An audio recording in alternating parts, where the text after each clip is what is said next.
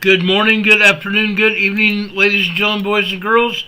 Welcome to Emergency Management Associates, coming to you from the Area Command, 392 miles west of Kitty Hawk Beach, North Carolina. We're going to start off this program. I'm going to give you an idea of what we're going to be talking about. I want to talk about more attacks on Teslas all over the country and what's being done. I'm going to talk about attacks on Doge and what's being done about that, and also the judges that are going after President Trump in regards to his trying to deport these illegal gangbangers. Okay, let's talk about that. Today, there have been more fire bombings around the country in regards to people that drive Teslas, Tesla dealerships, literally all over the country. Denver, Oregon, California, Texas, all over the country. And even then, these people that are firebombing Teslas, they don't care who owns them. They said in a report, they made it out, the Democrat idiots that are doing it, the liberal trouble causers, the rabble-rousers, put out a report. If you sell your Tesla, let us know and we'll take you off the list. Really? That's the way they're going to do business? You sell your Tesla and we'll take you off our list? Really? What if I drive a Chevy? What if I drive a Ford? There are plenty of people within the Trump administration, there are plenty of Republicans or conservatives around this country that are lawmakers, that drive Chevys, Fords, Toyotas, Nissans. What are you going to do? Are you going to attack all of us as well? Go figure. I'm going to tell you right now, you come after my car, my wife, my family, my kids, myself, and guess what? I'm going to look straight down a pair of sights at you. I'm warning you right now. I'm going to be looking for you. And so will hundreds of millions of other people around this country. We're not going to put up with your crap. You try to harm our family, you're done. I'm telling you. You try to harm my family or people that I love and care about, you're done. Okay? I'm just telling you. You cause that kind of hate and destruction and harm anybody, you're toast. I'll be coming after you, and so millions of other people as well. We're going to protect those we love and care about. You're not going to get away with it. Not just that. Not just that, but the Attorney General of the United States and other investigators around this country, police departments, have already identified people from video surveillance cameras at these dealerships and other places. We know who you are, and you will be arrested. And you will be prosecuted to the fullest extent of the law. Like I said, you try to harm me or anybody else, I'm looking for you. Promise you. And millions of others of us will be also. I'm promising you that. Now, President Trump has also faced a lot of crap after he sent a bunch of planes, I think 2 or 3 planes as it is right now, over to El Salvador, full of gangbangers, MS-13 and Tren de Aragua. They were already over international waters. The judge who did it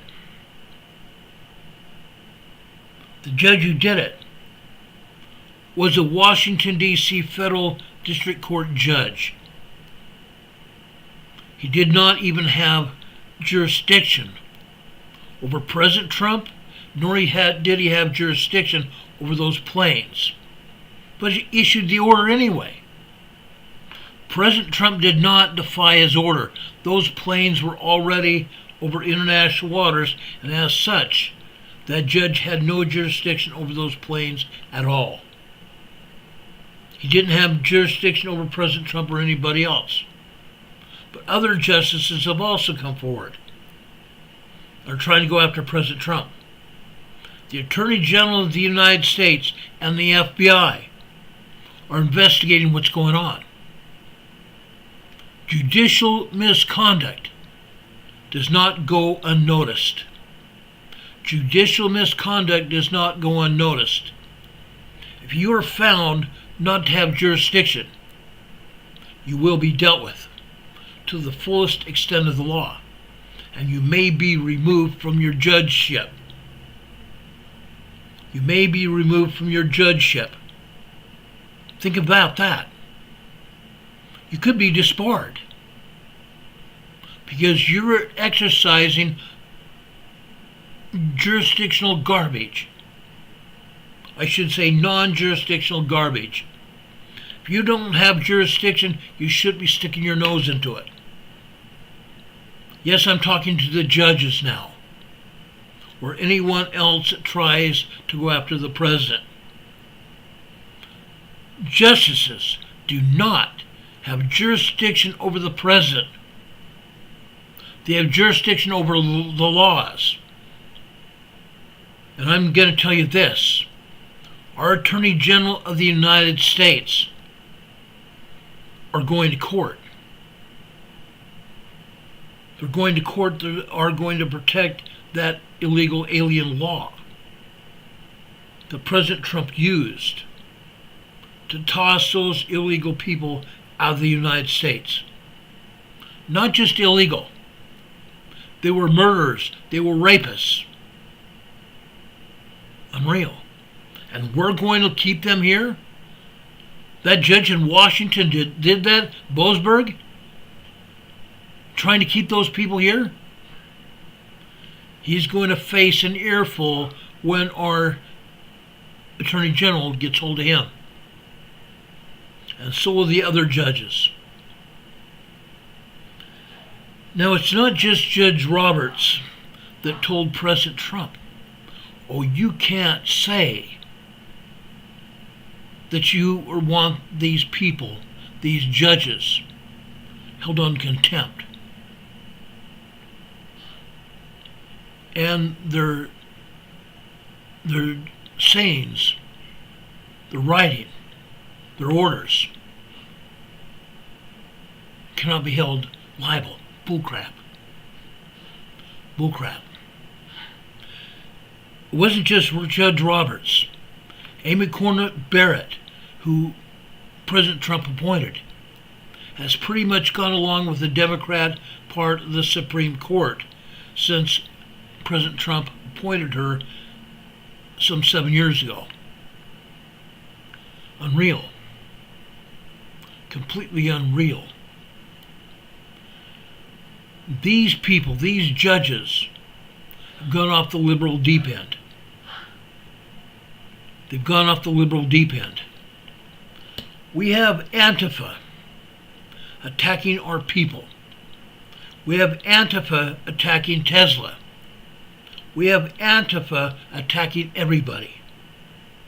They're out there. And not just that. Today, we had Antifa and anti-Israeli protesters in New York, again taking over a building in New York. Not the Trump Tower this time, but another building, because they think they can get away with it. I'm going to tell you right now, a lot of people in New York, Antifa and the anti-Israeli protesters, have been arrested, and they will be prosecuted to the fullest extent of the law. Two brothers that were illegal aliens here in the United States that were responsible for Laken Riley's death have been sentenced. And as soon as their sentence is fulfilled, they will be deported out of the United States. Murderers. And if you judges or you anybody think you're going to keep these illegal murderers and rapists in our country. You're wrong. You're absolutely wrong. There are going to be people like myself that are going to support the president, and are going to support our lawful system to evict these people out of our country. They were illegally allowed to come in here. That is much as lawful basis. Okay? Our former president illegally allowed them to come in. And now those people are on their way out. Those illegals are already on their way out. Many of the illegals, even before Trump came into office, knew he was coming because President Trump had been elected. And they voluntarily left the United States before they were arrested and deported. Now, more than anything, more illegals are being deported. Those states and cities that want to illegally harbor illegal aliens. You want to have a sanctuary city or a sanctuary state? Guess what? The funds that you were given by the federal government are going to be withheld. Newsom in California, Governor Newsom in California is finding out what that's like. And now he's trying to change his tune because he wants to run for president of the United States now. Guess what? Mr. Newsom, and yes, that's what I'm calling you, New Scum. You don't have a chance in hell of making it to Washington. Your state has been demolished by your being there and your rulings. Your Democrat assemblymen and senators in California have allowed it to happen. And you signed the bills. So, Mr. Newsom, you are liable for bankrupting your city, bankrupting your state. Yes, I'm holding him responsible for Sacramento as well. He's gone. Now, he has a podcast now that he's trying to gain favor for, that he's trying to get people over to see him and give him kudos and pat him on the proverbial back. Well, guess what? Many more people in California recognize who and what you are. A trash commie. A trash commie. And more people are becoming conservatives and Republicans in California. You're done for. You and your communist ways and your legislators' ways are over. You're going to be taken to task. California does not want to be a communist state. And your sanctuary cities are going to be gone. You don't have the money to do what you've done. You're already trying to take loans out to pay your bills. You're done. And I think the handwriting is on the wall. Mr. Newsom, you need to do some soul searching. You need to back off and forget what you've done. And you got some repenting to do. You got some answering to do for what you've done. And you may go to prison for what you've done as well. People have died on the streets because of what you've done, Mr. Newsom. People have died on the streets. And it's not just illegal aliens that have died on the streets. Veterans that have served our country have died on the streets because of what you've done. Many of your citizens have also died on the streets. And yes, the mayor of Los Angeles, the mayor of San Francisco, the mayor of San Diego. Guess what? You all are responsible and are going to be held responsible for what you've done. And while I'm talking about San Francisco, Guess what's happened today in San Francisco? Anheuser-Busch and Facebook Meta have backed out from sponsoring the Gay Pride Parade and the Gay Pride Month in San Francisco. Millions of dollars have been pulled from the LGBTQ movement in San Francisco. Guess what? Major corporations are suddenly realizing that their money is tied to moral standards. Moral standards. And those of you who are LGBTQ plus don't fit into those standards. Sorry, but that's the truth. It's the absolute truth. If you expect to survive, maybe you need to change your ways. Plain and simple. There is a reason President Trump signed an order to keep trans out of women's locker rooms, keep trans out of women's bathrooms, and keep trans out of women's sports. They have no business being there. And for those of you that haven't heard already, guess what? The man who was swimming against women athletes is now in trouble. He may lose his awards, his great big huge trophies, and his gold medals for women's swimming winning women's swimming competitions, because he's not really a woman. Plain and simple. Men in women's sports will no longer be tolerated. Plain and simple. None of us want you there. And you think you're going to try to be there? You're barking up the wrong tree. You're barking up the wrong tree. Now, for those of you in Canada, I have the greatest respect for all of you. Arnold Smith over in Alberta, Canada says America has the best judges money can buy. For the most part, you're right. We are going to also help you in Canada become and make Canada better. Make Canada better. We're going to help you.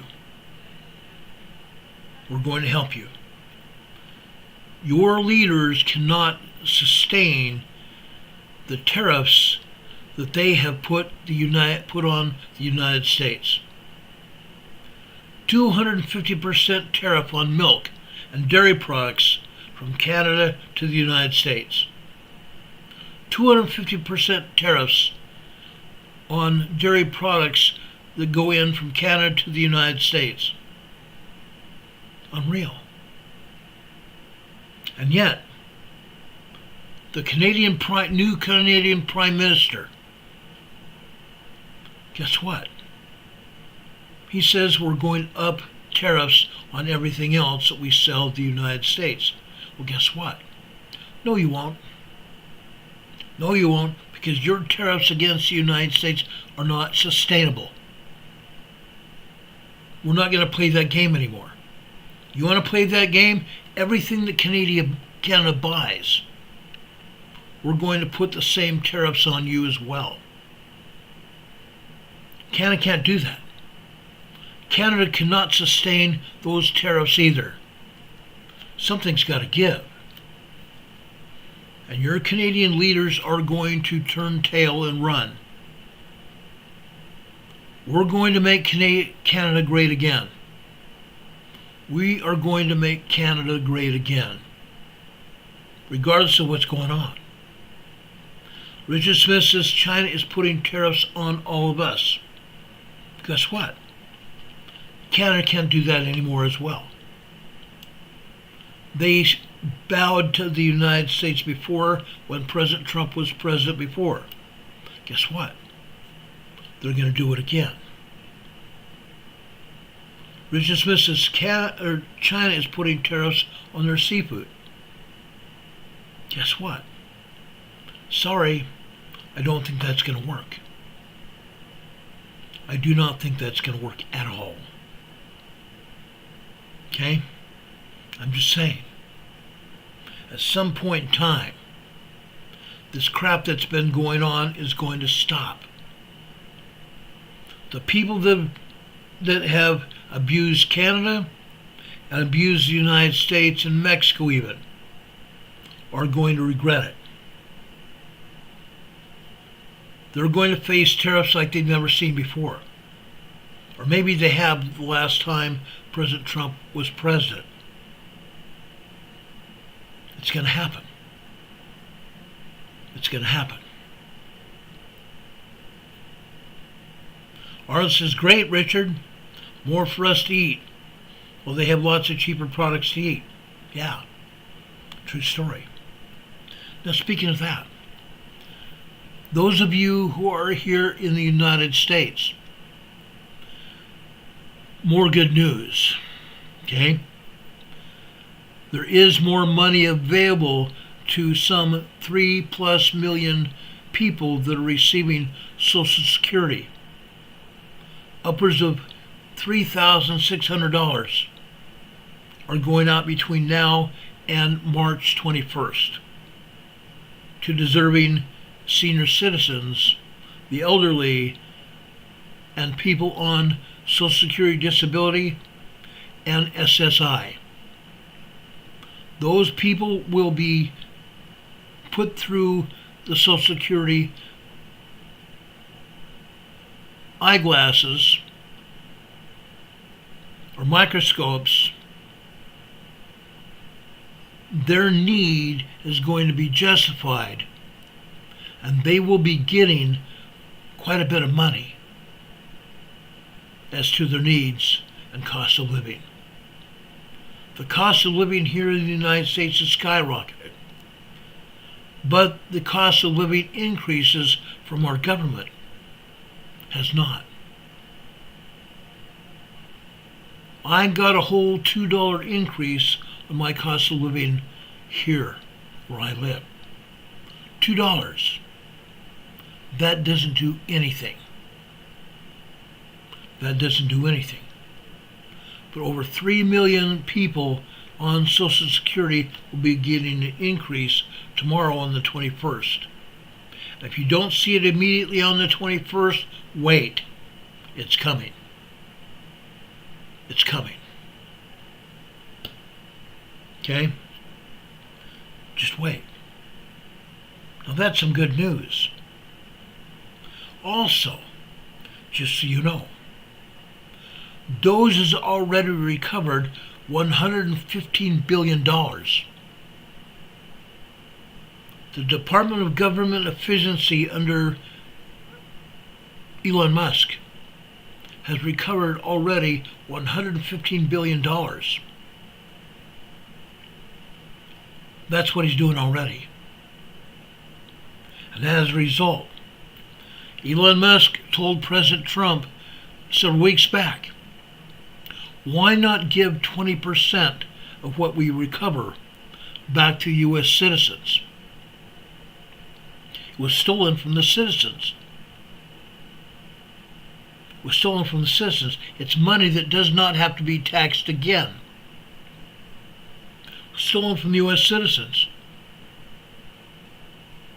And one of President Trump's advisors has gone to Congress and the Senate. And now there's a bill that's about to be signed.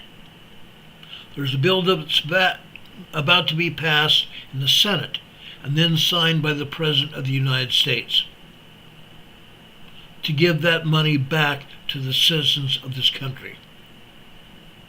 Upwards of $5,000 next June or July. $5,000 more in our pockets come next June or July. Right now, if that was recovered right now,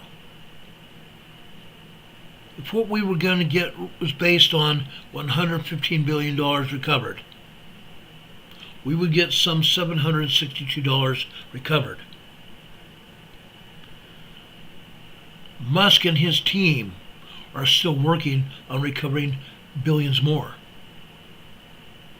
If they get up to $2 trillion or more, they're going to return 20% of it to the citizens of this country. Every taxpayer, every person that's getting Social Security will get a check or automatic deposit. More and more things are happening. And as more and more things happen, I'll be coming on the air to tell you about it. So giving you a bit of good news, yes, we're going after the fire bombers. They're on camera, doing what they've done. They will be apprehended. Now, it's going to take some time for some of them, because they don't turn around and wave at the cameras and raise their arms saying, "Here I am. Guess what I'm doing?" But guess what? They will be apprehended. They will be found out. Even those people that threaten Tesla owners, they will be found out. There are paper trails. There are paper trails. You cannot threaten anyone. No one can be threatened to harm themselves or anyone else. If you do that, you're going to be arrested. And yes, they will pay the price. Guaranteed. Okay? So we have that good news for you. Now, I promised you last night that I was going to talk about what was going on the East Coast. I want to show you that right now. Okay? As we pointed out before, the Mid-Atlantic Fault is expanding. The Mid-Atlantic Fault is expanding. Okay? It's pushing Africa and Europe in an easterly direction. The Mid-Atlantic Fault is also pushing Greenland, Canada, and the United States in a southwesterly direction.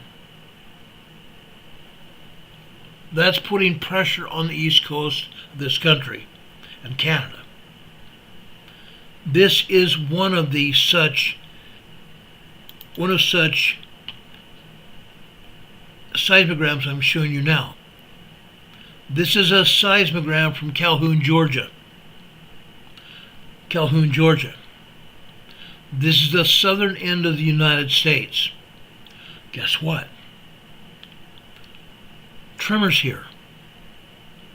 These are all tremors. Tremors caused by the energy from the Atlantic plate pushing on the North American plate. That's not all, folks. There's more. Let me show you more. Let's drop down to Calhoun, Georgia yesterday afternoon. Look at this. Even more tremors during yesterday afternoon. And then look closely on the bottom left-hand side of this seismogram. Just after 5:19 p.m. 5:19 p.m. last night, a 2.0 earthquake was recorded in Calhoun, Georgia. That's because the Atlantic plate was pushing on the North American plate. That's Calhoun, Georgia. Guess what? I've got a lot more. I've got a lot more. Let's look at Montrose, Georgia as well. Look at this, guys. Look at this. Again, what happened yesterday afternoon? Let's take a look at this. Let me enlarge this so you can truly see what happened yesterday afternoon. Actually, this was yesterday morning. Yesterday morning at 10:08 a.m., a 3.0 earthquake happened. 10:08 yesterday morning, Montrose, Georgia. Then a 2.8, 2.9 earthquake happened about 30 seconds later. Another 2.7 earthquake happened about 5 seconds later. After that, a 2.0 earthquake happened about 5 seconds after that. Then we had 2 minutes of secondary wave activity. 2 minutes of secondary wave activity. So we had several 3.0 earthquakes, some of them back to back, when that first one hit. Again, the Atlantic plate is pushing on the North American plate and pushing us here in the United States and Canada, and northern Mexico and Greenland in a south-southwesterly direction. That's why this earthquake happened over in Montrose, Georgia. This is a small earthquake. Some people felt this earthquake. Now, why are we going to feel these smaller earthquakes when it's not able to be felt on the West Coast or even out in the center part of the country? That's because the rock is denser on the East Coast. The rock on the East Coast is denser and older on the East Coast. And that's why when an earthquake hits on the East Coast, it's going to reverberate further. It's going to shake further. It's going to be felt over a wider area. Okay? So Montrose, Georgia got some shaking yesterday. Incredible, huh? Guess what? It's not over. Let's look at Savannah, Georgia. Look at this. Look at this, guys. Let me back this out a little bit so I can show you the entire morning area from midnight on. At midnight, we had 1.01.1 shaking. Tremors. Tremors. And those tremors were ongoing. Those tremors were ongoing. After 4:15 yesterday morning, there's a 1.4, 1.5 tremor that came up. Then it went back to 1.0, 1.1 tremors again. And that continued for about 2 hours. That continued for about 2 hours. And then, after 6:01, 6:02 a.m. yesterday morning, we got a 1.9 tremor. At 6:17 a.m., we had a 1.5 tremor. At 6:31 a.m. yesterday, 1.5, 1.6 tremor. Then, at 6:36 a.m., 1.8, 1.9 tremor. A minute and a half later, almost a minute and a half later, 1.2, 1.3. Then over on the right side, another 1.8 tremor. 1.7, 1.8 tremor. That was at 6:44 a.m. 7 a.m., a 2.3 earthquake, minor earthquake, on the left-hand side of the black line. And you can see these tremors and earthquakes happening. You see all these tremors and earthquakes happening. Most of these are minor earthquakes. Most of them. Let's drop down to the blue line after 10:30 yesterday morning. 10:38 yesterday morning. A 3.0 earthquake happened here. Savannah, Georgia. A 3.0 earthquake happened in Savannah, Georgia at 10:38 yesterday morning. So now we've had two 3.0 earthquakes in Georgia just yesterday. Fascinating, huh? What I'm going to show you around the up and down the East Coast may shock you. What I'm going to show you that's happened yesterday on the East Coast may shock you, because there's a lot of activity that happened. And the United States Geological Survey did not talk about it. Not once did they show any of the earthquakes on the East Coast. Not once. Let's look at Savannah, Georgia yesterday afternoon.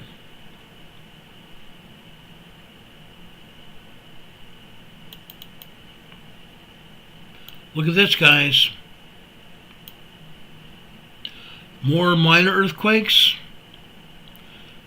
Up at the top on the red line on the left-hand side. Okay? This was 12:19 p.m. yesterday afternoon. 2.7, 2.8 earthquake. Multiple earthquakes within a matter of about 10 seconds. Minor earthquakes. But that's not all, folks. There's more. At 12:43 p.m. yesterday afternoon, 2.2, 2.3 earthquake happened. That's not all, folks. There's more. At approximately, let me enlarge this so you can truly see what I'm talking about. At approximately 2:05, 2:06 yesterday afternoon, a 3.0 earthquake hit. The seismic energy was felt for about 10 seconds. 10 seconds. And I'm going to tell you right now, having a 10-second 3.0 earthquake would be eerie. Feeling shaking beneath your feet. Maybe even hearing the glassware, your plates and glasses in your kitchen, or pictures rattling on the wall, or knickknacks in your house rattling around on the shelves or falling down. They'll drive you crazy. How about after 2:16 yesterday afternoon? What happened? A 2.7, 2.8 earthquake happened. This time, a minor earthquake. And you can see all kinds of minor earthquakes around here, from 2.0 to 2.7, 2.8 here. Then I'm going to drop down to after 5 p.m. yesterday. Okay? 5:06 p.m. yesterday, right before that. Another 3.0 earthquake hit. Savannah, Georgia. Savannah, Georgia. In my time of broadcasting this program, we've talked about Savannah, Georgia many times. Yes, we've talked about earthquakes here, mostly tremors and minor earthquakes. Today, I've shown you increased seismic activity and increased seismic strength. The strength of the earthquakes is increasing, and the number of earthquakes is also increasing here. We talked about this literally all the time. All night last night, showing you what happened on the New Madrid Fault. Now I'm showing you the East Coast, and I've just only started. Savannah, Georgia, Montrose, and Calhoun, Georgia. I showed you what happened in Carbondale, Illinois yesterday morning. Tremors all over the place. Constant, consistent tremors from 12 p.m. last night until 12 noon today. Or 12 noon yesterday. Sorry about that. From Illinois south to Louisiana. We've seen increased seismic activity. As I said before, I believe that we're going to see activity on the New Madrid Fault. That's going to happen very quickly because the Atlantic plate is squeezing the eastern side of the country, the eastern side of Canada as well. We've seen increased seismic activity. It's not going away. It's not going away at all. I want to go over to Murphy, North Carolina now. Actually, no, let's go to South Carolina first. I want to show you South Carolina to North Carolina. Let's go over to New Hope, South Carolina. Look at this, guys. Tremors and a minor earthquake here. Tremors and a minor earthquake here. Okay? This was yesterday afternoon. The minor earthquake happened just after 4:14 yesterday afternoon. A 2.8, 2.9 earthquake yesterday afternoon. 4:14 p.m. Crazy, huh? It really is. We haven't seen this kind of activity in quite some time. Not in South Carolina. But it's happening, isn't it? It absolutely is. Let's go over to Scranton, South Carolina. Look at this yesterday. Tremors all over the place, huh? Scranton, South Carolina. Seismic movement. The Atlantic plate is pushing on the North American plate here on the East Coast. Let me show you another. It's up and down the entire plate. Let's show you Scranton, South Carolina, yesterday afternoon. More tremors here. All day long. No tremors cannot be felt. Tremors cannot be felt, but you're seeing these tremors happen. We've not seen tremors like this in quite a while. Mostly we've seen microquakes, tiny tremors. Yes, these are tiny tremors, but the tremors we've had in the past are a lot less. This is increased seismic activity here. Okay, let's go on. I can't wait to show you what I'm going to show you now. Let's go over to Sumter, South Carolina. Right here. Now, Sumter, South Carolina is important. Why? First off, look at the top of this seismogram from yesterday morning. Almost nothing. Tiny tremors here. Tiny tremors here. Then after 7:45 yesterday morning, things got a little more interesting because the number of tremors and the size of those tremors increased here. Look at the increase here. Just after 7:45 yesterday morning.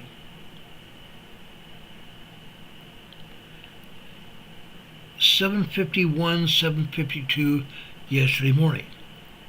1.2, 1.3, 1.4 tremors. After 8 o'clock. 8:03 a.m. this morning, or yesterday morning. 8:04 yesterday morning. Increased tremors. After 8:16, more tremors. Then we drop down here to 9 a.m. yesterday morning. Just before 9:02, we had some 1.5, 1.6 tremors, and all of a sudden, we had 1.9s. 1.9s. This seismic increase lasted just over a minute. Yes, it's tremor activity. Tremor activity, but this is increased activity here. Then we drop down to 8:30 yesterday morning. We go over here to 8:36 yesterday morning. 1.6, 1.8, 2.0 earthquakes. Now yesterday, USGS showed 2.0 earthquake in Logoff, South Carolina. You see that right here. You see the 2.0 right here yesterday morning. But it's not all. The other tremor activity is not even shown. USPS did not want to show it, did they? Let me show you yesterday afternoon. I'm telling you guys, it continues. Look at this tremor activity yesterday afternoon. Seismic activity is increasing here. Yes, we've seen larger earthquakes here at Sumter, South Carolina last year. But now I think we are experiencing what happened last year, and it's increasing. We're going to keep a close eye on what's happening here. Sumter, South Carolina, Lugoff, and Elgin, South Carolina had upwards of 3.3, 3.5 activity last year. This activity lies in the foothills of the Blue Ridge Mountains in South Carolina. That's why it's concerning. The foothills of the Eastern Continental Divide. The foothills of the Eastern Continental Divide lie on the western part of the Atlantic Plate. As the Atlantic Plate pushes on the Continental Divide, the North American Craton. That's what's troubling. The seismic activity is again increasing here. It decreased for several months at the end of last year and into the beginning of this year. Now we're seeing a definite increase here. A definite increase. Let's look at North Carolina now. I want to take you over to southwestern North Carolina. I'm going to show you Murphy, North Carolina now. Why? Because I can. Let me show you what happened here. Look at this. Nothing happened yesterday morning here in Murphy, North Carolina. Nothing. Until yesterday evening. About 5:11 p.m. yesterday evening, we had an increase in activity from 1.9 to 2.0 to 2.8 earthquake. Minor earthquake activity here. Minor earthquake activity. And it continued. We had seismic activity here lasting from 5:11 p.m. until 5:44 p.m. yesterday evening. Murphy, North Carolina. Let me show you where this is. Let me show you where this is, so you get a good idea of what I'm talking about.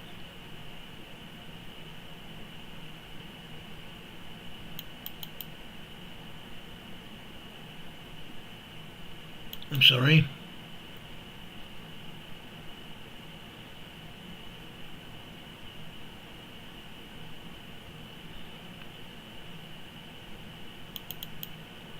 There's Murphy, North Carolina there. Just a second.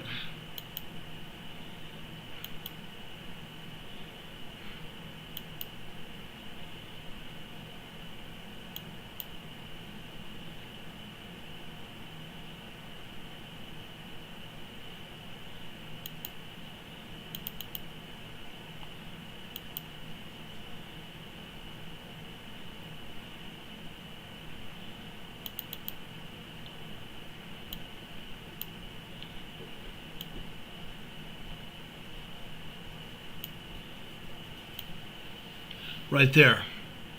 Murphy, North Carolina lies on the southwestern side, the southwestern corner of North Carolina. That's where this activity took place. Okay? This again is on the Continental Divide area. This is on the Continental Divide. Again, the Atlantic plate is pushing on the North American craton, the craton edge, the Continental Divide here. I kid you not. I don't kid around about this, because I think it's important we recognize exactly what's going on. We need to understand what is happening. We need to understand what is happening and take responsibility for it. We're going to continue to see this activity here. Let's look at three other places here in North Carolina yesterday afternoon and morning. Let's look at it.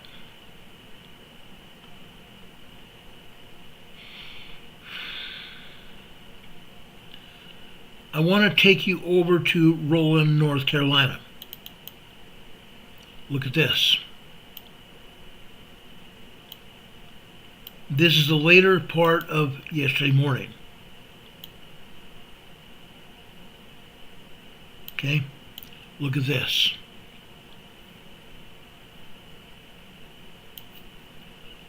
About 7:30 yesterday morning.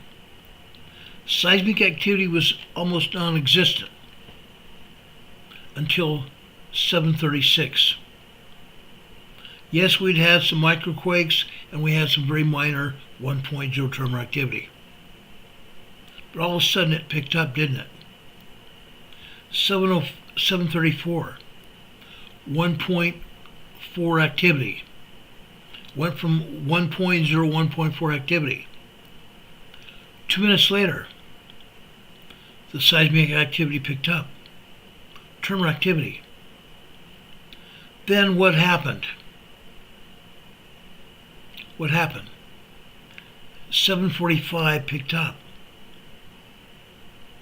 8 o'clock in the morning picked up. Picoy, welcome to EMA 1. We appreciate your support of becoming a member of our community here on YouTube. Thank you so much. After 8 a.m. yesterday morning, we go over to approximately 8:12, 8:11, 8:12. The tremor activity picks up, and all of a sudden, we have 2.0 and 2.2 earthquakes happening, minor earthquakes. Then reduces to tremors again. At 8:20 yesterday morning, 2.0 earthquake, 2.2 earthquake. And you can see what happened here.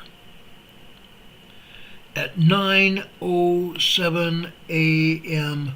yesterday morning, all of a sudden we are seeing 2.8, 2.9 earthquakes happening here, back to back.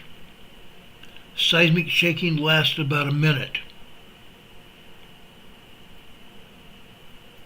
Well, actually it lasted longer than that. Actually, it lasted from 9 a.m., and for the next 11 minutes. At 9:07, 2.8, 2.9 earthquake. Nobody felt it. But this is a definite increase here in Roland, North Carolina. At 11:06, 11:07, it happened again. 2.9 earthquake. Then at 11:16 yesterday morning, that seismic increase went up to 3.0, 3.1 small earthquake.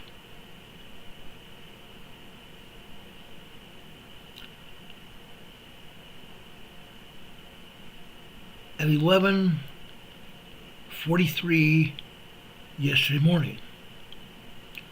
2.7, 2.8 earthquake. The main part of that quake shook for about 10 seconds. Then more shaking after that, dwindling down to tremors again. Then we dropped down to 11:33 yesterday morning. 2.8, 2.9 earthquake happened. Again. This time shaking lasted about 12 seconds. We had more tremor activity after that. And more tremor activity happened after 11:57 yesterday morning. Rolling, North Carolina, guys. Let's look at yesterday afternoon.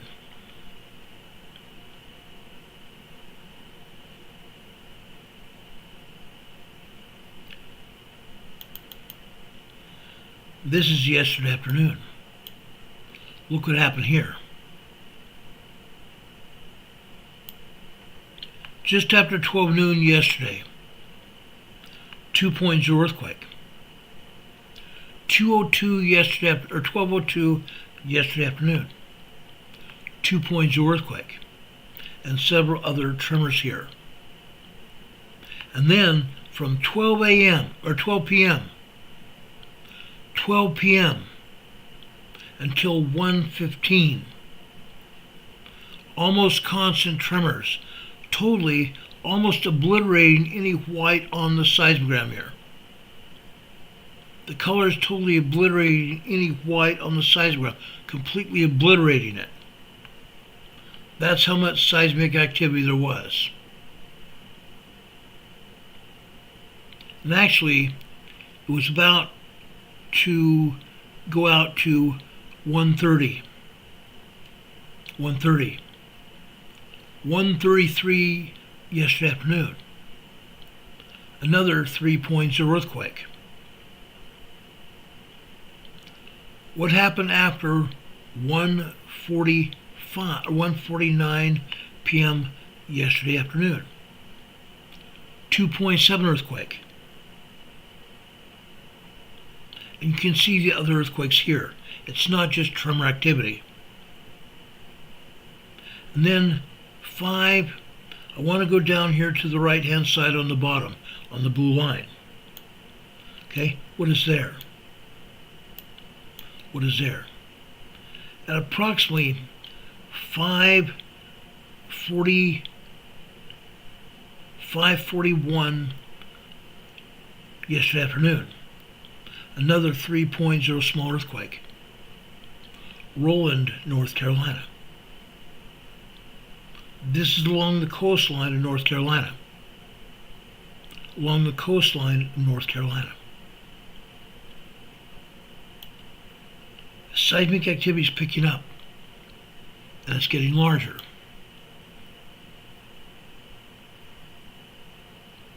Seismic activity is picking up, and it's getting larger. Let's take a look at some more here in North Carolina. Let's go over to Roper, North Carolina yesterday morning. Nothing but tremors here. Nothing but tremors here yesterday morning. But later in the morning, the tremors got larger, didn't they? Absolutely did.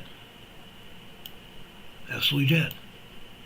Let's look at yesterday afternoon here in Roper, North Carolina. Look at this. The same thing happened yesterday afternoon. Tremors got larger. And at one point, at 12:50 yesterday afternoon, we had a 2.0 earthquake. 2.0 earthquake here. Minor earthquake, but an earthquake. Not just tremor activity. Let's take a look at another place here in North Carolina here. I'm going over to King, North Carolina now. Tremor activity here. King, North Carolina is a small town of about 300 people. Tremor activity. Again, I want to emphasize we're seeing this activity because the North American plate is, or the Atlantic plate is pushing on the North American plate. Pushing on it. Shoving it. And the North American plate is squeezing the new mattered fault. This activity here represents activity on the edge of the plate. But the pressure coming from the edge of the plate to the east is putting additional pressure on the new mattered fault. And I showed you yesterday what's going on the new mattered fault. It's moving, and it's moving big time. It's moving big time. Okay? This is just North Carolina. So far I've showed you Georgia, I showed you South Carolina, and I showed you North Carolina. Interesting. Interesting. Let me show you one more spot here. Taylorsville, North Carolina, which is about 45 miles north of here. Taylorsville. Okay, look at this. Again, we're seeing tons of tremors here late yesterday morning. Look at the tremors here. They were not big. Most of them were very small. But an increase in tremor activity. And then, not to be outdone, let's look at that red line here. At approximately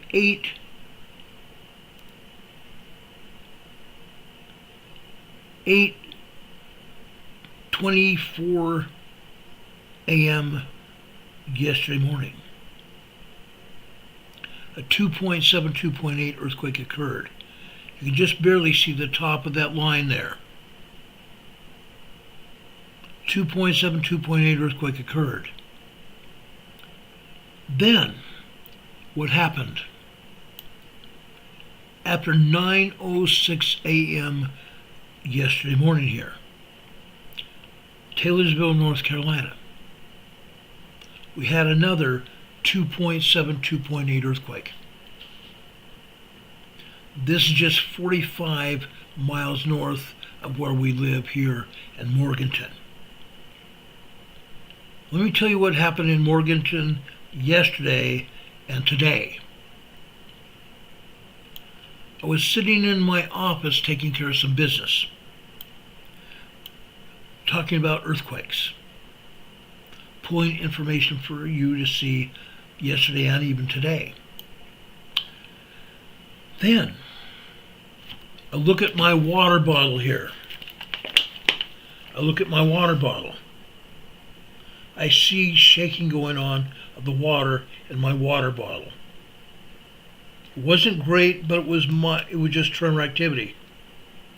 Tremor activity here in Morganton. Last May, 10 months ago, we had a 4.5 earthquake. A 4.5 earthquake on the western side of Morganton. Yes, we felt it. We felt it. The ground here moved. It happened just after 10 a.m. a year ago. 10 months ago. The ground moved. A 4.5 shaker. The floor moved here. The walls moved. I heard the walls shake. I heard the glass shake as well.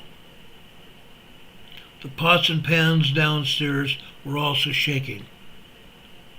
I didn't so much hear the plates and glasses up in the cupboard, but I heard my pots and pans downstairs shake. Seismic activity, guys. Seismic activity.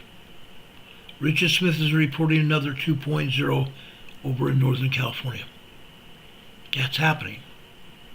Northern California and Southern California is shaking. We're going to talk about that in a few minutes. It's getting big time, guys. Picoy says, yikes, that must be terrifying. Yes, it was. It was a little bit terrifying. Why just a little bit? Picoy and the rest of you may know, well, Picoy doesn't know, but because she was just a member of our program within the last few days. I used to live in California. I lived in San Diego. I went through a 5.6 and a 5, well actually, two 5.6 earthquakes in San Diego and a 5.8 also in San Diego. One of the 5.6s was in northern San Diego County, Vista, California. At the time, I lived in a house that was built in 1907. 1907. The house walls were 7 inches thick, adobe block. When that earthquake hit underneath us, yes, the earthquake was underneath us. I've shown earthquakes even during the past 6 months in Vista, California. That earthquake was a 5.6 in Vista, California, right beneath our house. We lived on top of a hill. Beneath us was a park. 7 a.m. in the morning. The house shook all over the place. Scared my wife at the time to pieces. She grabbed me and wouldn't let me go, squeezing the air out of my body. We had 2 children, 2 young girls, 2 toddlers. As soon as I was able to break free from my wife, I scampered into the kids' bedrooms and checked on them. They had slept through the quake. Meantime, we had a great big huge rock fireplace, huge stone fireplace in our living room. The ceiling was 15 feet high. We had pieces of rock and masonry fall off the fireplace onto the hearth and onto the floor of the house. The block walls and the windows were like the waves in the sea. Yeah. It's no wonder my wife was scared out of her mind. 7 o'clock in the morning. After we divorced, I moved to Lakeside, California, south and east of there. Another 5.6 hit. Actually, that was a 5.8.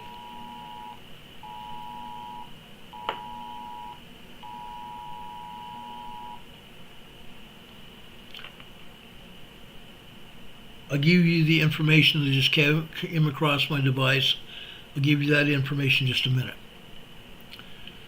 The 5.8 earthquake again happened at 7 a.m. in the morning, about 2 or 3 years after the first one. That earthquake threw me up in the air and sideways, and I landed on the floor beside my bed. I fell 2 feet off the bed. The ground was still shaking. I looked up at a plate glass window above me, a 4-foot wide plate glass window. The glass again was moving like the winds in the ocean waves. The ground was still shaking. After I was looking up at the window, I said, this is not a good place to be.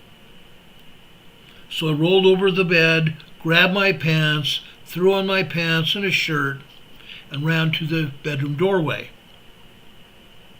I thought, this is where we're told to be, is in a doorway. Now things have changed now, but at the time that was supposed to be a safe place to be, because there's a great big piece of wood above every doorway. Great big piece of wood above every doorway that's about 12 inches high and another 4 inches thick. Might protect you, right? Wrong. Wrong. The floor was still shaking, the walls were still shaking, the walls were moving. I saw pieces of ceiling falling on my carpet. I looked around the living room and I saw pieces of ceiling on the carpet. I ran to my front door and flung the front door open. The ground was still shaking. I looked out from my front door. There was a concrete landing above my porch. I had a neighbor above there I just realized was there. Parts of her landing were falling on my porch. I knew if that concrete fell, I would be killed. So I ran out into the courtyard. The ground was still shaking. Now, I don't remember how long the ground shook, but I'm telling you what happened, because it is happening again and again and again around this world. These kinds of earthquakes are happening today. In a few minutes, I'm going to show you those earthquakes. But I ran out into the courtyard. There was a little old Indian man, about 70 years old, maybe older, probably 75 years old. He ran out of his apartment across from mine, grabbed hold of me and was squeezing the life out of my body. Then that neighbor that I told you lived above me came scampering down her landing, down the stairs, and ran across the courtyard to me. Now I had two human beings squeezing the life out of me. Then I realized something else. I heard water sloshing, and I thought, where in the heck could that water be sloshing from? I forgot we had a pool right next to my building. And I saw earthquake waves sloshing out of that pool, about 8 to 10 inches high.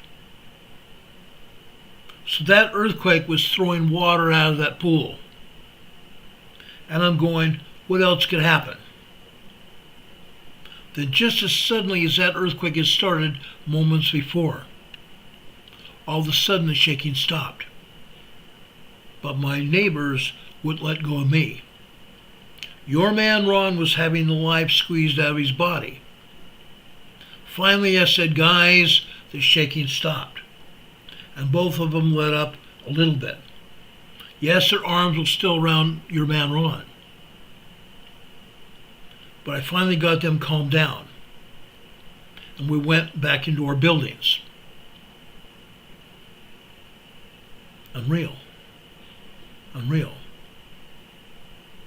That day, my captain called me about 20, 30 minutes later, asking me to get in my truck, get my uniform on, put my gun on, and go get my partner to patrol the highways and the roadways around East County, San Diego. We helped the highway patrol that day to see if the highways were safe to drive on. For the most part, they were. We closed 2 parts of the highway. We closed 2 parts of the highway because the fissures, the ground had moved, and there was fissures opened up. In one part, a bridge had opened up 7 inches. 7 inches. 7-inch wide hole through a bridge, spanning from side to side. So we closed down the bridge. We could see the road beneath it. We closed down that bridge. By the way, that was Interstate 15 that begins in San Diego and that runs all the way up to Yellowstone, Montana. Yeah. and we closed another part of the roadway on Interstate 8 in East County, San Diego. Unreal. One other time was waiting for a woman to come home from her work so we could go out on a date for dinner. Sitting in my truck on the street a little ways from her apartment. Again, the ground started shaking. My truck was shaking. My Nissan pickup truck with a camper shell on the back was shaking, bouncing up and down side to side. I hit my brake, thinking that maybe I was moving down the road, which I wasn't. I'm going to give you a hint here. When something like that happens, you're not going to even realize where you're at. Even if you're stopped, you may think that you're still on the roadway going down the road. You're not. I was hitting my brake constantly, trying to stop the shaking. Then I realized we were having an earthquake. I looked up, and I saw power poles moving back and forth like this. I thought, this is not a good place to be. What if one of those power poles snapped? And yes, they were moving just like that. Just like that. So I moved my truck so it would not get hit by power poles. Then finally the ground stopped shaking. No major damage. That was a 5.8. There was only minor damage out there. Fortunately, I did not get called in to patrol the highways again.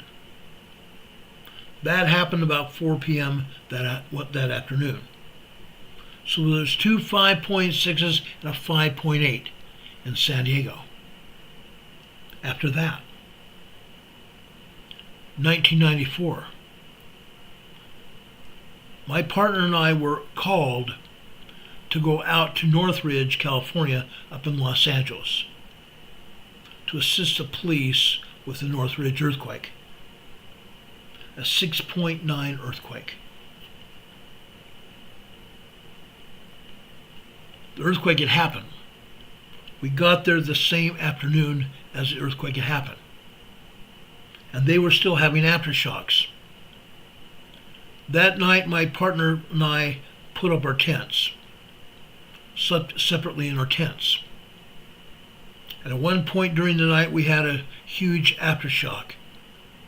It threw me up in the air like this, and then I came down and hit the ground hard. My partner and I bounded out of our tents, disoriented a little bit, wondering where in the heck we were. Then we realized we were in Northridge to help the police there. We threw our camping stuff back in the back of our police car and took off because we knew we were not going to get any kind of sleep that night. After an earthquake like that, you're not going to get any more sleep. Not going to happen. And yes, we have many more aftershocks that night. That happens, guys. That happens. As we see the ground move here on the East Coast. And yes, I've shown you minor earthquakes up in eastern Canada, Quebec province in Canada, just a couple days ago. Seismic activity is happening because the mid-Atlantic fault is pushing the North American continent in a south-southwesterly direction. I showed you the earthquakes that are happening on the New Madrid Fault last night because the New Madrid Fault is getting squeezed. It's going to continue. It's definitely going to continue. Let me show you the Pacific Northwest. Okay? This is Baker Volcano up near the Canadian border, just south of the Canadian border. Baker Volcano in Washington State. You can see tremors happening here. That's because of magma. Magma coming into the magma chamber of Mount Baker. You can plainly see it here. You can plainly see it. It's happening. Now, this happened yesterday at 5 p.m. at the top. The top black and red lines are after 5 p.m. Then it goes until today, and I pulled this seismogram just before 2:30. What you're seeing here, each individual line here is 20 minutes long. The thicker the line, the more magma coming into the magma chamber at Mount Baker. You also are seeing vertical lines above, through and above each line here. Those are tremors and or earthquakes. Yes, we're seeing a couple 2.0 earthquakes and a lot of tremors as well, caused by magma at Mount Baker, Washington State. That's not all, folks. There's more. I want to show you a seismogram here happening about Mount Baker. This one right here. This seismogram is at Shuxon, the ski resort on the north side of Mount Baker. What are these wickedly wavy lines? What are these wickedly wavy lines? Those are called VLF waves. VLF waves are caused by magma coming into Mount Baker. Look what we're seeing. You saw what had happened today and yesterday at Mount Baker. Those earthquakes and the magma that you saw coming into the magma chamber are echoed here. These wavy lines represent magma coming into Mount Baker. And this magma generated the earthquakes that you saw. That's what happens. Debris says Utah and Kansas had earthquakes. You're right. They have.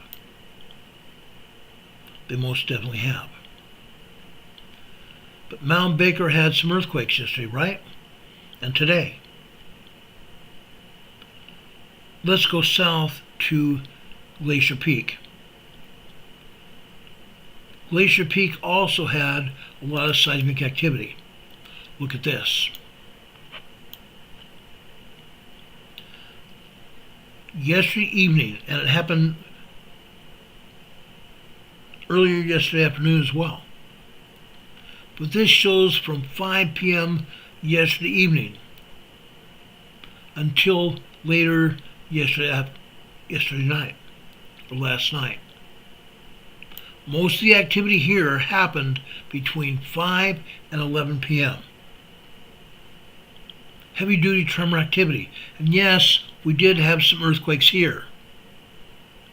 Glacier Peak. Now, just to give you some history here. 2 years ago, we read an article and we gave you the information when it came out that the USGS and the University of Washington in Washington State had been given some money, thousands of dollars, to put up more seismographs here on Glacier Mountain, Glacier Peak. It's a volcano. They only still have one seismograph on Glacier Peak. Why? Because we have some liberal environmentalists. We have some liberal environmentalists telling us that there are marmots on Glacier Peak and they can't be disturbed.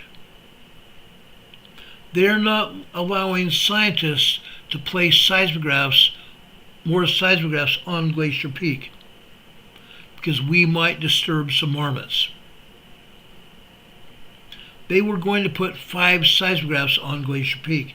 They still have not done it. 2 years later. But you can see what is going on at Glacier Peak. There's still a lot of activity at Glacier Peak because there is magma coming into this volcano. And yes, Glacier Peak is steaming as well. Glacier Peak is steaming as well. Now, just for time's sake, let's drop down to Mount Rainier. I want to show you Mount Rainier now. Let's go over to, what shall I say? I want to show you Camp Muir. Camp Muir is on the upper side, south side of Mount Rainier. Look at this. Yes, we're seeing tremors and some earthquakes happening at Mount Rainier. Every day this happens. Up at the top here. Up here at the very top.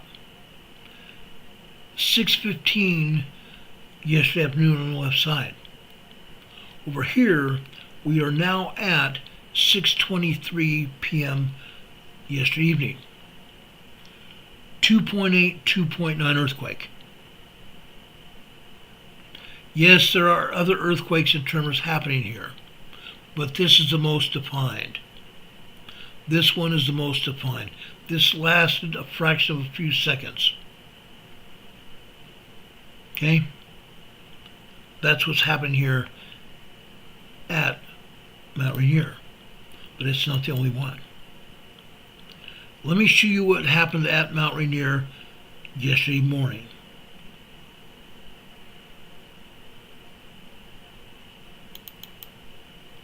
Look at this, guys. You saw all that activity happening, tremor activity and some earthquakes yesterday and last night, and going into this afternoon. Look at this. This is the same kind of wavy activity we've seen over at Mount Baker. These wavy lines indicate there is a lot of magma coming into Mount Rainier. That's what's happening. Mount Rainier is very busy. There is a lot of magma coming into Mount Rainier. Fact. Fact. You can take that to the bank.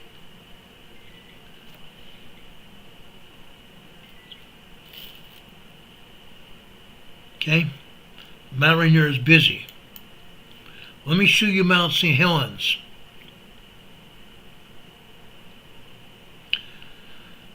Today, good old Mount St. Helens today. Let me show you East Dome Mount St. Helens. This is the main seismogram. When you look at Mount St. Helens, it automatically brings this up. East Dome Mount St. Helens. The wavy lines indicate that there is tremors and earthquakes happening here. The vertical lines here are definitely earthquakes here. Okay? Last night, after 8:30, on this blue line, this is approximately 8:37 p.m. 8:37 p.m. we had a 2.8 earthquake. 2.8 earthquake here at Mount St. Helens. And you can see a lot of other tremor activity happening here. Okay, East Dome Mount St. Helens. Let me show you another one. This is on another seismograph that sits on top of the great big huge lava rock at the top of Mount St. Helens. The lava rock was deposited there by cooling lava from the last eruption. Let me show you what happened. Look at this. This is the magma that was going into Mount St. Helens last night at the top of this seismogram. These are the VOF waves that were generated yesterday evening and last night going into today at Mount St. Helens. This represents a lot of magma going into this volcano. Mount St. Helens is very active, as you can see, and is sometimes very active with a lot of magma.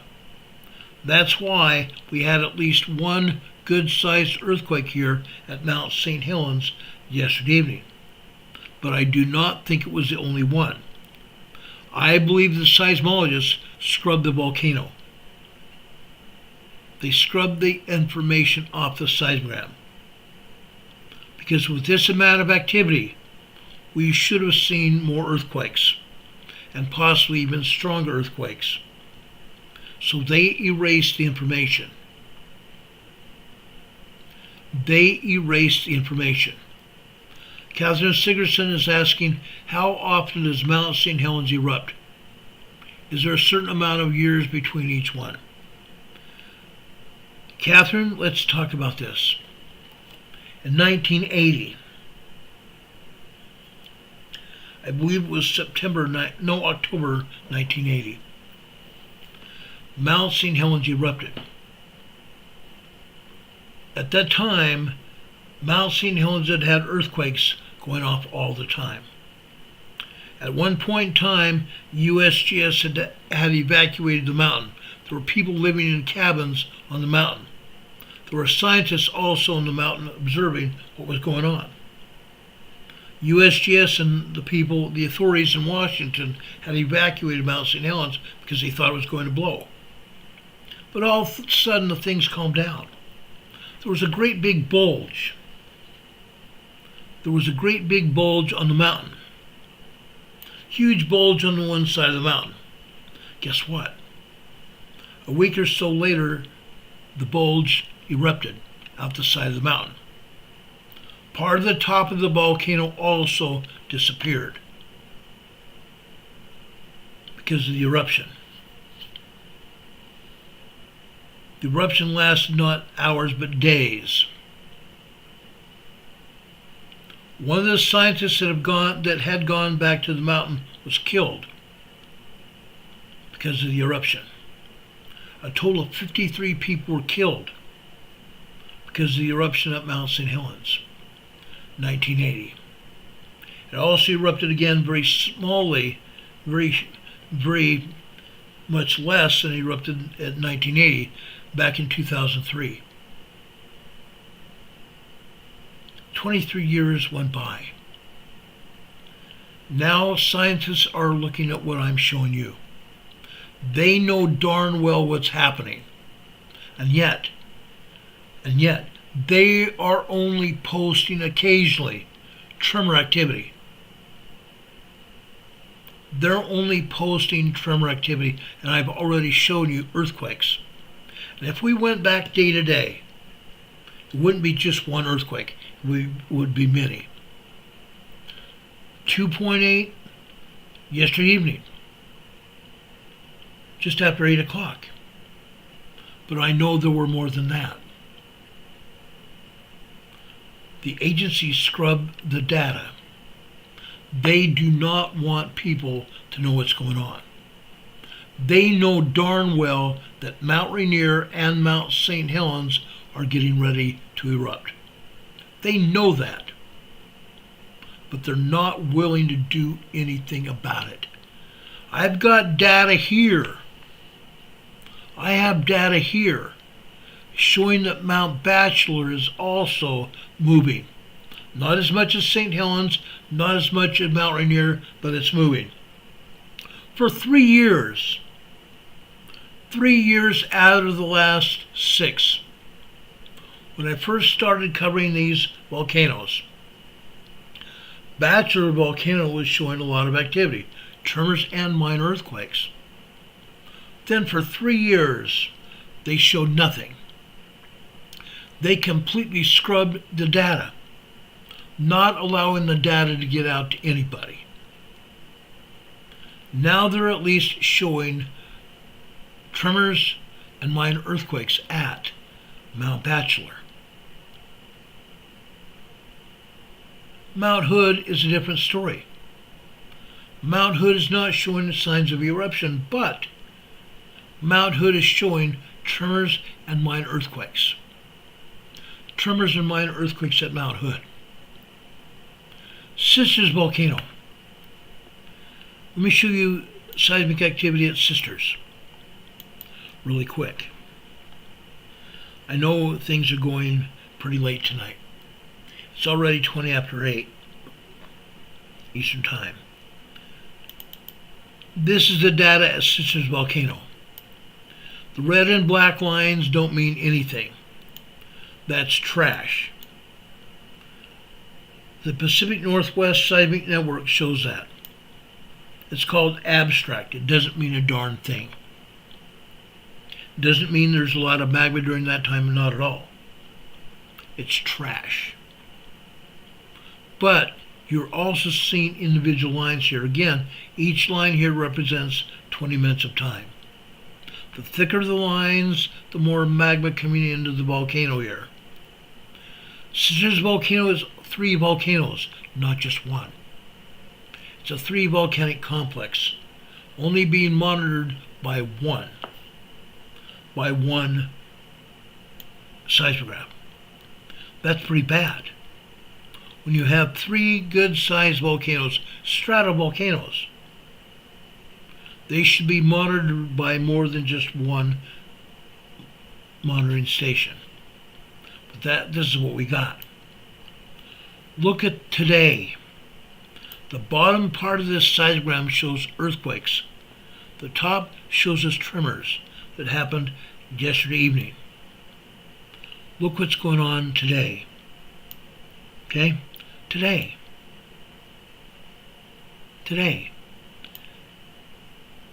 10:43 this morning.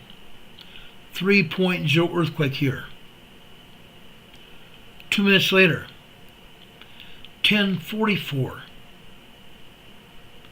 another 3.0 small earthquake. You can see the other tremors here. Then this afternoon, at approximately 2:12 p.m. this afternoon, a 2.4, 2.5 earthquake. Okay? Sisters Volcano. 3 volcanoes in the complex.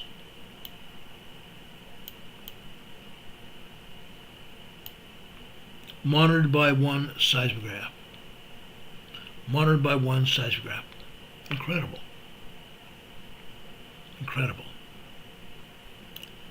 I can show you a lot more, including Mount Lassen, Mount Shasta, Mammoth Mountain to the central east part of California, and even China Lake Ridgecrest. Movement. Small tremors. Minor earthquakes. Up and down the entire coast of California, Oregon, and Washington. They've disabled, the Pacific Northwest Seismic Network has disabled 3 seismographs at Crater Lake. 3 seismographs at Crater Lake. They are relying upon one seismograph to monitor Crater Lake volcano. Incredible. And yet we're seeing 3.0 earthquakes at Crater Lake as well. Fact. It's crazy. It's absolutely crazy. Let's go over to the USGS map really quick. We had some earthquakes today down in New Zealand, the South Island of New Zealand. Let's take down my smiling face here, take down my banner here. Let's bring up these earthquakes and take a quick look at them. These are large earthquakes here. Let's go down to the 5.0 here on the north part of the South Island over here in New Zealand. This is a 5.0 earthquake. 36 kilometers south-southeast of Witherlea, New Zealand. Over here to the west, what do we have? Christchurch, New Zealand out here. Right over here. People in Christchurch and Witherlea, New Zealand felt this quake. This is on granite mountains here on the South Island of New Zealand. And yes, we have many people over in New Zealand that monitor this channel. It's lucky USGS even shows this earthquake. This is not the only earthquake here on the South Island of New Zealand, and it's not the only earthquake here in New Zealand at all. There are 23 earthquakes here in New Zealand today, and USGS is just happening to show us the large earthquake today, right there. 5.0 earthquake, and guess what? I have a lot of data to show it. They've now downgraded to 4.9. There's enough data showing it was probably a 5.4 earthquake. They downgraded to 4.9. It came out as a 5.0. There is data showing it could possibly have been a 5.4 earthquake. Fact. I've got the data. I've got the data saved. Down here south of the Fiji Islands, this is another 4.6 earthquake. In the past few days, we've had numerous deep earthquakes here. This 4.6 is another deep earthquake, 522 kilometers deep. This 4.6 earthquake is going to propagate. It's going to birth a large earthquake, a larger, shallower earthquake. This 4.6 is going to be responsible for a 5.4 earthquake. It's going to be responsible for another large 5.4 earthquake, possibly here in this same region, or even possibly over here in South America, Argentina area, or possibly even over here in Vanuatu, the Solomon Islands, or even over here in Papua New Guinea. Unreal. Unreal. Let's go north. We have another 5.0 earthquake here. This is also a deep quake, 560 kilometers deep. This 5.0 is going to propagate a 5.8, 5.9 earthquake.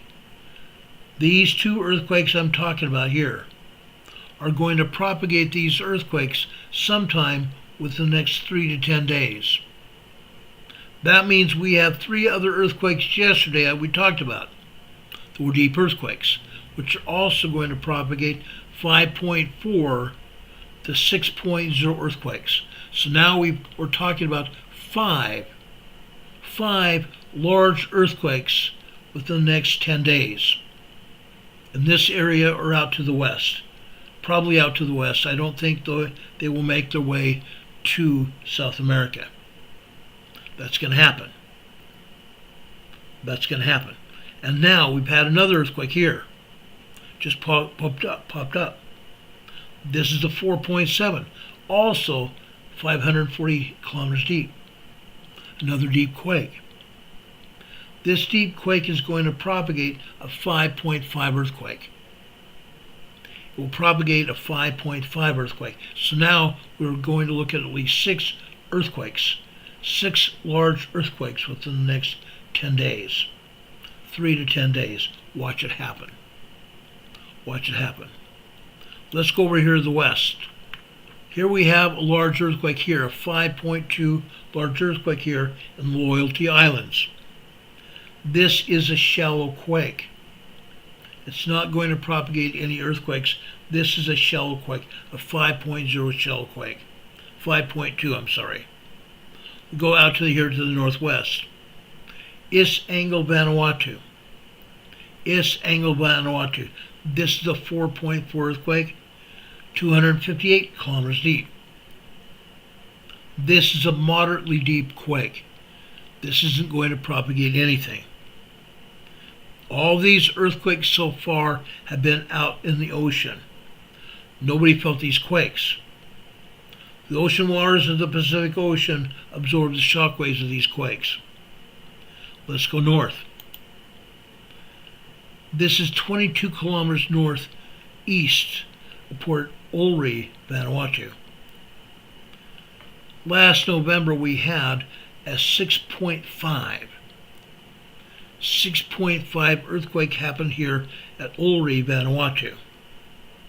So this is an aftershock. This is a 4.8 aftershock. 4.8 aftershock. Just off the coast of Port Olry, Vanuatu. I do not think anybody felt this quake.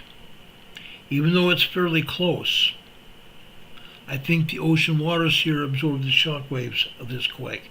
It was only a moderate quake. Okay? Let's go further west here. Papua, Indonesia here. This is the 4.460, 70 kilometers deep here. 70 kilometers deep. Let's go over here. Timor-Leste, Indonesia. Timor-Leste, Indonesia. This is the 4.5, 35 kilometers deep.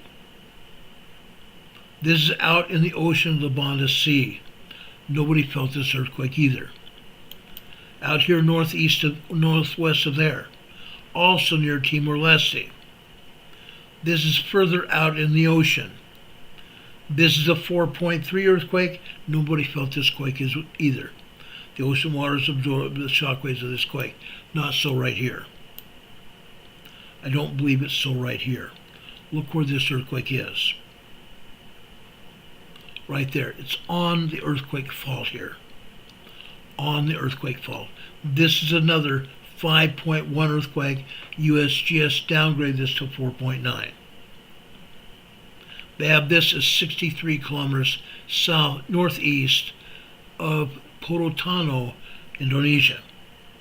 This was on land.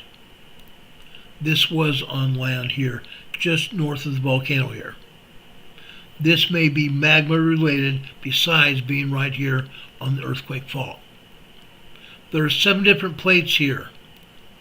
7 different plates over here in the southwestern part of the Pacific. 7 different tectonic plates reacting here, interacting with each other. 7 different plates moving, causing earthquakes. 1 plate subducting under the other, just like what we have over in the South Sandwich Islands and the Pacific Northwest. 7 different plates here subducting one under the other here. That's what is causing all of these earthquakes. Down here on the Antarctic ridge here in the Indian Ocean, we have another 5.0 earthquake here. This is 6 miles deep.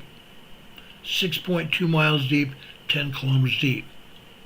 Further out here in the mid-Indian Ocean here, this is a large 5.5. A mid-range 5 large earthquake. Had this been near any islands, this would have done damage. Out here in the middle of the ocean, nothing happened. Nothing happened here. We go out here in the Gulf of Aden here, over by Saudi Arabia, between Saudi and Somalia. This is another 5.2 earthquake here, 10 kilometers deep. 10 kilometers deep. We come out here in the Turkey-Syria border region. Turkey-Syria border region. This is a moderate 4.2 earthquake. This is an aftershock of a 9.0, 10.0 earthquake that happened here just over 2 years ago.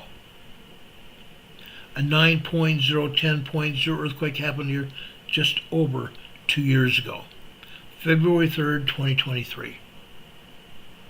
Now, they're not showing any other earthquakes, which is a lie. There are earthquakes all over Europe. There are earthquakes all over Europe. Probably a total of somewhere between 300 to 600 earthquakes all over Europe that USGS is not even identifying. Right now, USGS says that there are only 320 earthquakes worldwide. What a lie that is. What a lie that is. There's 3 to 4 times that many. 3 to 4 times that many. Earthquakes all over Greece here. All over Turkey here. Over here in the Volcanoes Islands, we have several volcanoes that might be ready to erupt here, causing earthquakes here. They're not even showing them. Earthquakes here in Greece. They're not showing those. Earthquakes here in Italy. Earthquakes here in Italy. And yes, guess what?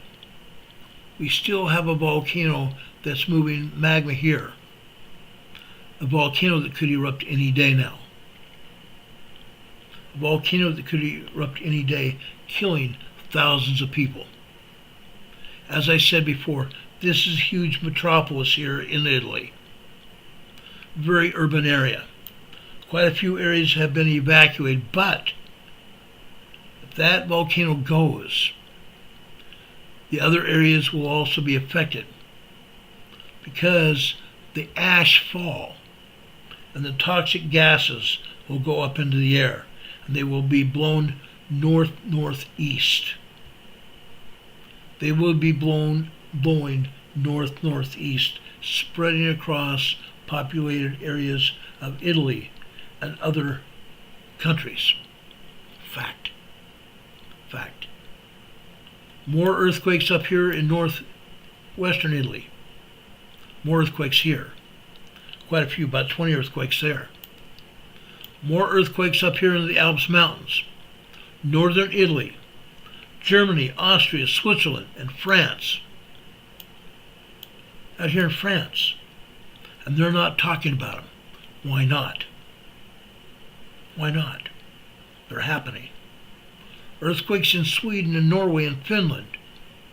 They're not talking about. Why not? Why not? Minor earthquakes in Iceland. They're not identifying. They're not identifying. This earthquake down here, Georgia, Pembroke, Georgia, a 2.2 earthquake here. Again, the Mid-Atlantic Fault is pushing the North American plate to the south-southwest. That's why. Over here on the New Madrid, another 2.8 here in Dyersburg, Tennessee. Dyersburg, Tennessee, on the New Madrid Fault. More earthquakes in Texas. Up here in Kansas, Elder, Kansas, Glen Elder, Kansas, 2.6 earthquake here. It's a gas fracking earthquake.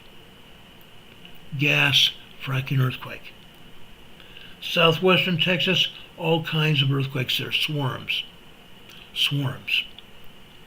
Yes, over here in the Rocky Mountains, more earthquakes here. Why? The Rocky Mountains. The Rocky Mountains are the edge of the plate.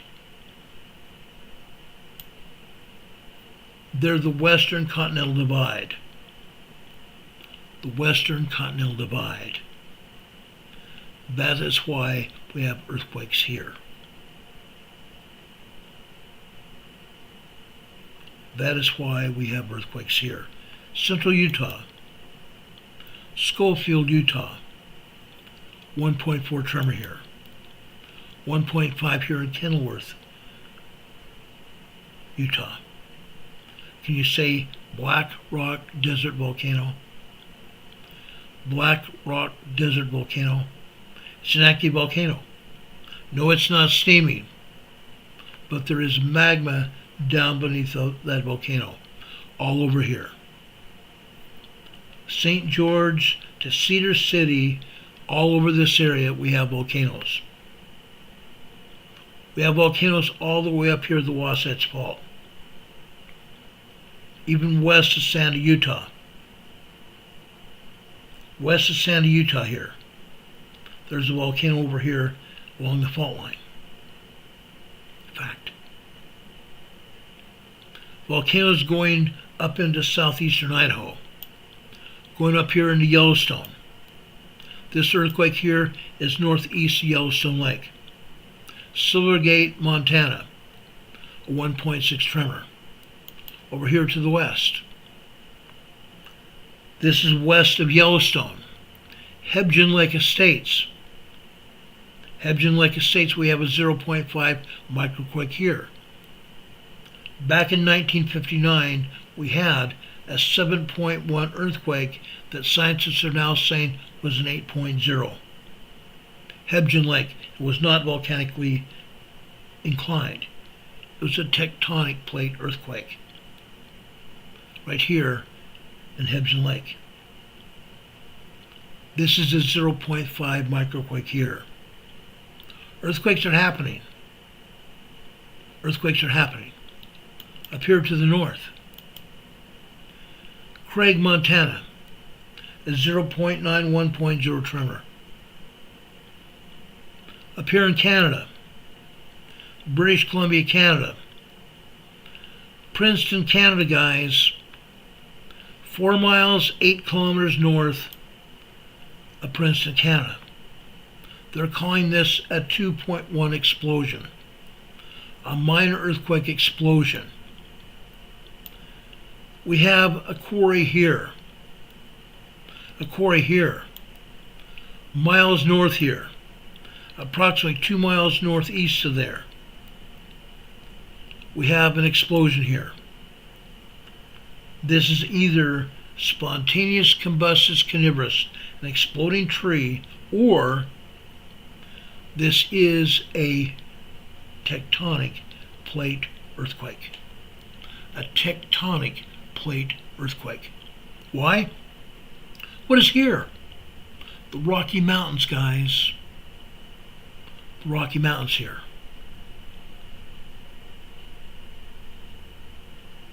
That's what's going on.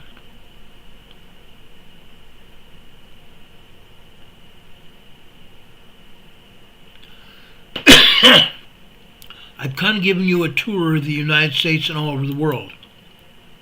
I pointed out specific earthquakes.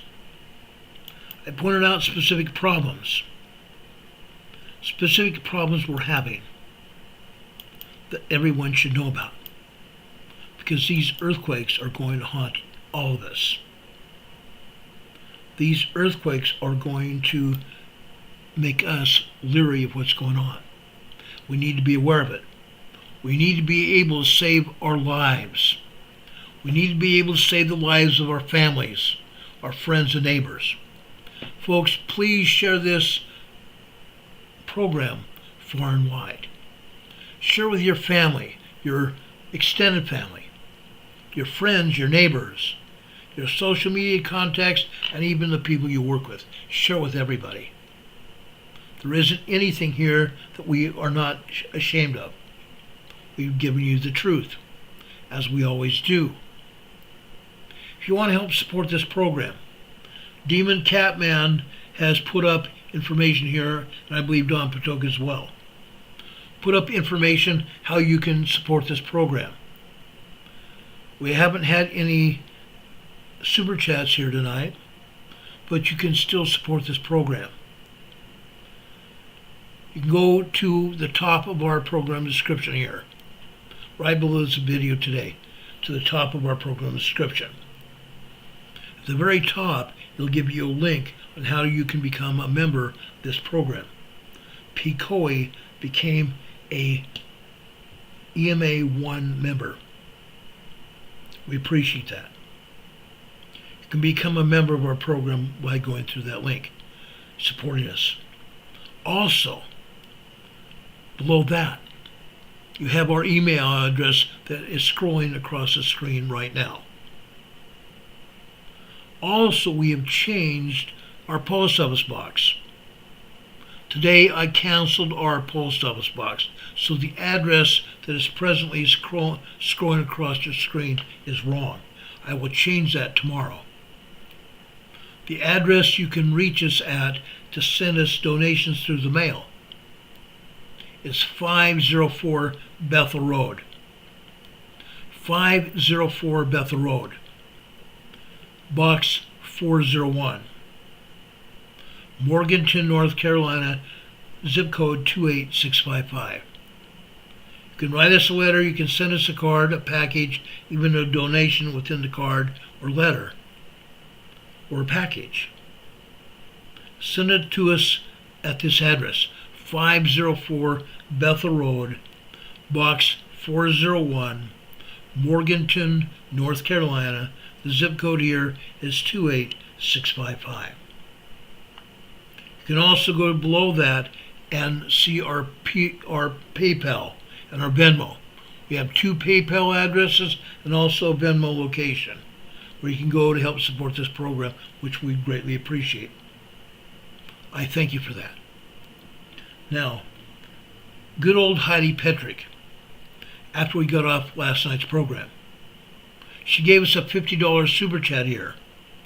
She also gave 1-month memberships to 5 people here. And after we got off the program, we had a PayPal donation. Heidi Petrick gave us a good-sized donation last night on our PayPal, and we greatly appreciate that. That will help us pay for this next month's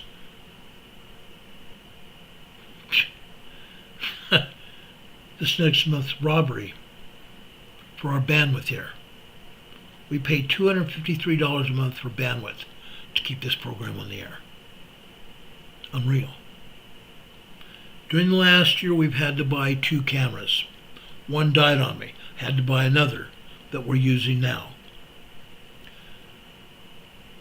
We've also gotten a computer this last year. I want to thank those of you that have helped us. We appreciate that tremendously. I want to thank all of you that continue to support this program. Yes, I know times are tough. Things are going to get better. I promise you that. But I appreciate you helping us stay on the air, to give you the information, to tell you what's going on, to keep you informed. Because all of us deserve to have this information. All of us. We're trying to help save our lives. Tomorrow is going to be Friday. Friday, March 21st, the beginning of spring.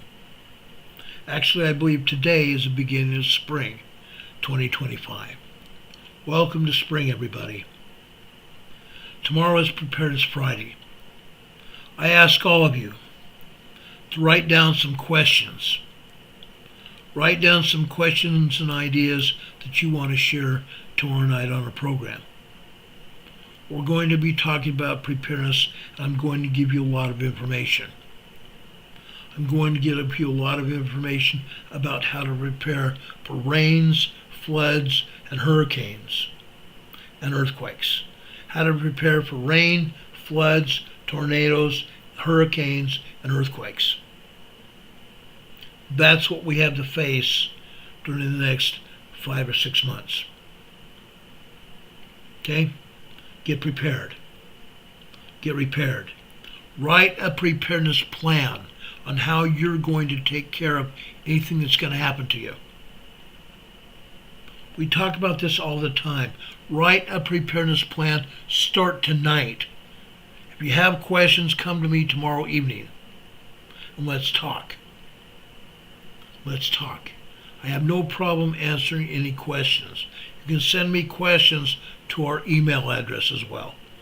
Carol and I would love to have questions, and we'll send you answers, and we'll give you answers tomorrow evening.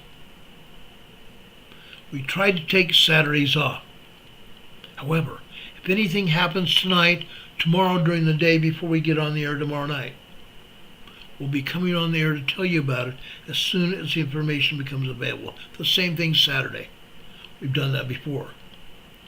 Sunday at 12 noon, about 12:30. We try coming on the air with the Sunday school class that we call Come Follow Me, the Savior Said. We try to give you information about Jesus Christ and what he wants us to do and the lives that Jesus Christ wants us to lead. Brothers and sisters, I love the Savior. I share a great many things about the Savior every week. Every week. I want to share some things here about the Savior tonight.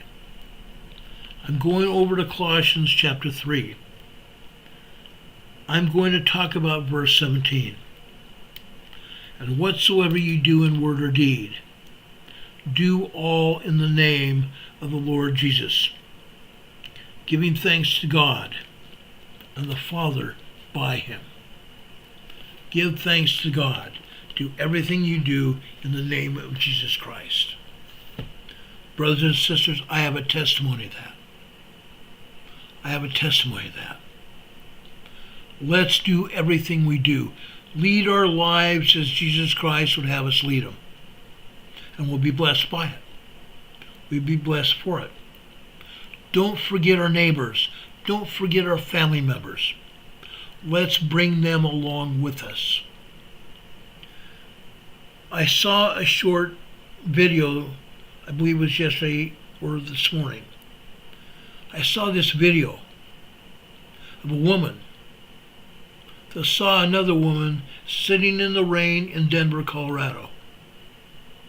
Sitting on the sidewalk in the rain in downtown Denver, Colorado.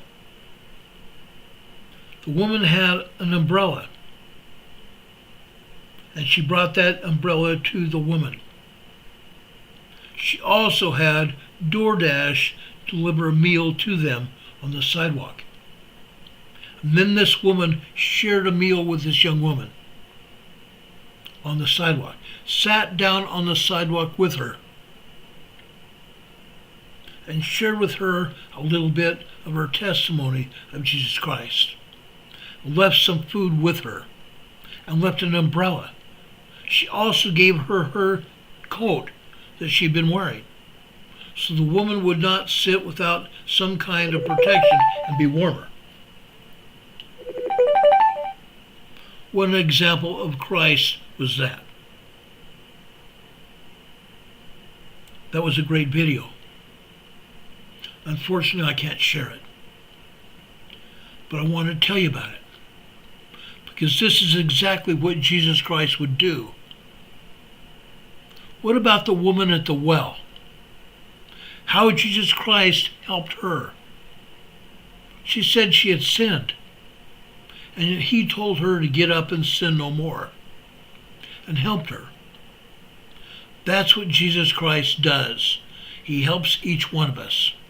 Helps lift each other up. And lift our lives up. And help bring us closer to him in his kingdom. To live with he and our Father in heaven forever.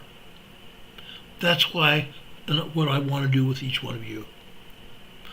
Without each one of you, my family, heaven would not be heaven without each one of you and my family. I love each one of you. I truly do. My buddy Don Patok is here on the chat. One of my best friends. I've known him for years. I don't want to lose him either. Demon Catman is here. Someone I love very much. Surgery's here. I love him very much. I love all of our mods here. I love all of you. Please understand that. There is nothing I wouldn't do for you. That's why I've dedicated this channel and my time. It's not just 2 hours a day. It takes 6 to 8 hours to put together this program every day. It takes time. It takes equipment. And I appreciate you all helping me with that. In closing, I ask the Savior and our Heavenly Father to bless you. A blessing upon each one of your heads. May God heal you and make you a better person. Heal your problems that you're having with your health. May God bless you. May God be with you this day and always. God be with you until we meet again. Like I said, I love each and every one of you. There isn't anything that I wouldn't do for you. God be with you until we meet again. We will see you on the other side. Good night, everybody. Much love. Just a second.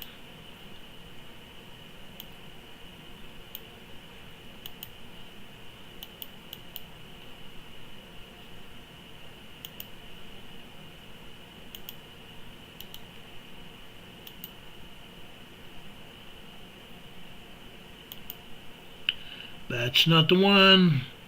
I'm so sorry.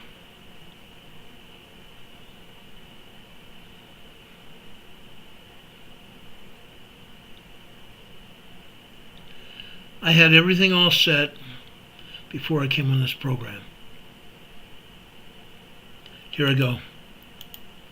I've got it.